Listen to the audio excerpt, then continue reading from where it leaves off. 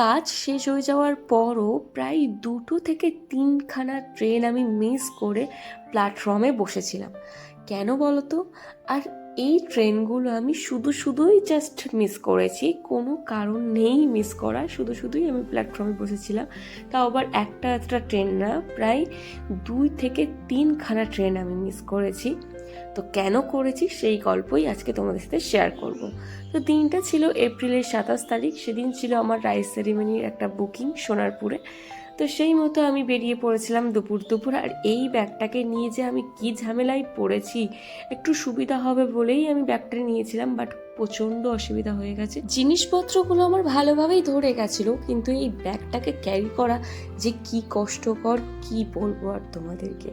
তো প্রচণ্ড, তাও আবার এই গরমের মধ্যে আমি এই ব্যাগটাকে নিয়ে জাস্ট হিমশিম খেয়ে গেছি। যেহেতু আমি দুপুরবেলা বেরিয়েছিলাম, তো ট্রেনটা ওই জন্য ফাঁকা ছিল, তো ওই জন্য ট্রেন জার্নিতে আমার কোনো রকম প্রবলেম হয়নি। কিন্তু এই রোদের মধ্যে ব্যাগটাকে টেনে নিয়ে আসাটা ভীষণ কষ্টকর ছিল। তো আমি সোনারপুর স্টেশনে নেমে গেছিলাম। নেমে যাওয়ার পর কাকিমা আমাকে নিয়ে যেতে এসেছিলো।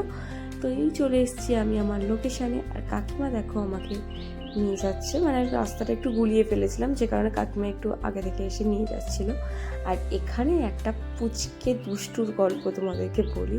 এই দুষ্টুটাকে ঘুমাতে বলেছে ওর দিদিমা সম্ভবত। তো ও কী করেছে, আমার সানগ্লাসটা ছিল, ও চুপি ঘুমানোর বান করে নিয়ে পালিয়ে বালিশ চাপা দিয়ে দিয়েছে।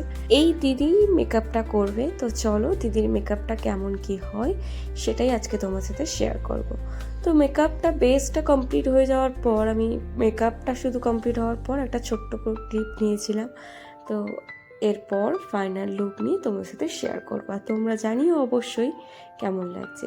তো এটা হলো একদম ফাইনাল লুক।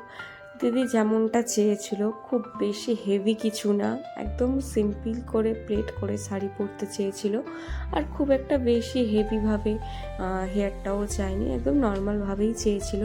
তো তোমাদের এই ওভারঅল লুকটা কেমন লাগছে সবাই কিন্তু কমেন্টে জানিও। আমার তো ভীষণ মিষ্টি লাগছিল দিদিকে, দিদিরও খুব পছন্দ হয়েছিল, আমাকে সেটা বলেছে।